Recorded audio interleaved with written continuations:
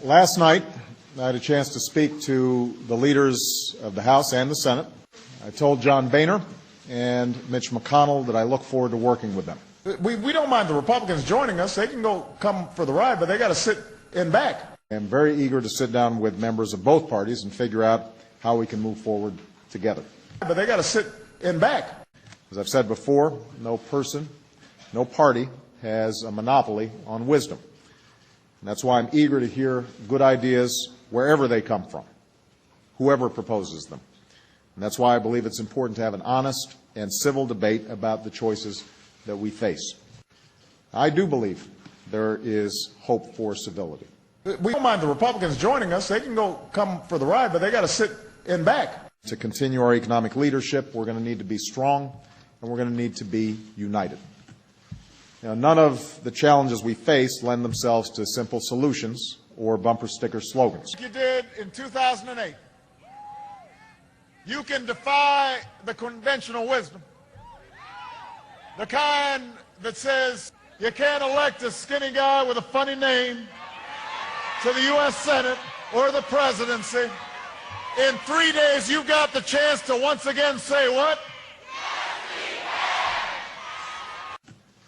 Now, none of the challenges we face lend themselves to simple solutions or bumper sticker slogans. The same way that they said in 2008 that you can't elect a skinny guy with a funny name to the presidency of the United States of America. And so in 2008 you said, yes, we can.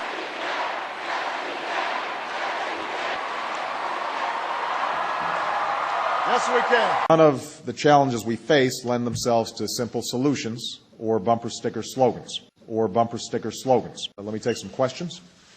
Thank you, Mr. President. Are you willing to concede at all that what happened last night was not just an expression of frustration about the economy, but a fundamental rejection of your agenda?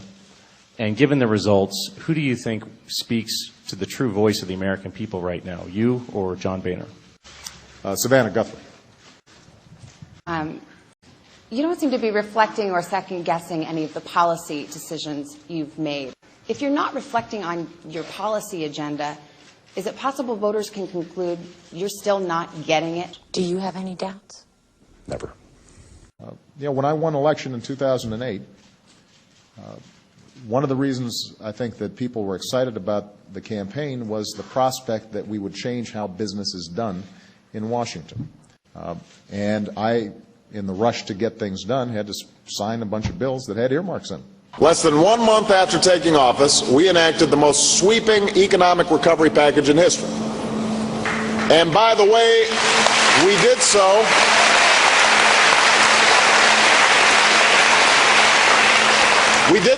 without any earmarks or wasteful pork barrel projects, pet projects, that we've become accustomed to.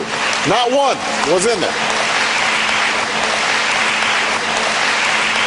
Not surprising, the measure has over 9,000 unnecessarily and wasteful earmarks. So much for the promise of change, Mr. President. After your election 2 years ago, when you met with Republicans, you said that in discussing what policies might go forward, that elections have consequences, and that you pointed out that you had won. I wonder what consequences you think this election should have then in terms of your policies. Are there areas that you're willing, can you name today, areas that you would be willing to compromise on that you might not have been willing to compromise on in the past? Well, we don't mind the Republicans joining us. They can come for the ride, but they got to sit in back. I'm sure there are going to be areas, particularly around, for example, reforming how Washington works, that I'll be interested in. I think the American people want to see more transparency, more openness. Required an investigative reporter from the L.A. Times to discover that there were secret meetings, secret negotiations by Barack Obama's people with the big drug companies, and it was a deal in secret. Billy Townsend, the guy that Barack Obama, during the campaign, said, this guy's a creep, we won't deal with him, that was the guy that they shook hands with And when I say shook hands, that ain't metaphorical. It was a backroom deal. Just to follow up on what you said about changing the way Washington works, do you think that you said you didn't do enough to change the way things were handled in this city? In order to get your health care bill passed, you needed to make some of those deals. Yeah. Do you wish, in retrospect, you had not made those deals? You should want a leader who can tell the truth, even when it's not convenient. You had a lot of fun on the campaign trail by saying that the Republicans were drinking a Slurpee and sitting on the sidelines while you were trying to pull the car out of the ditch. But the point of the story was that you said if you want to go forward, you put the car in D. If you want to go backwards, you put it in R. Now that there are at least 60 House districts that seem to have rejected that message, is it possible that there are a majority of Americans who think your policies are taking us in reverse? And what specific changes will you make to your approach to try to fix that and better connect with the American people? Hans Nichols.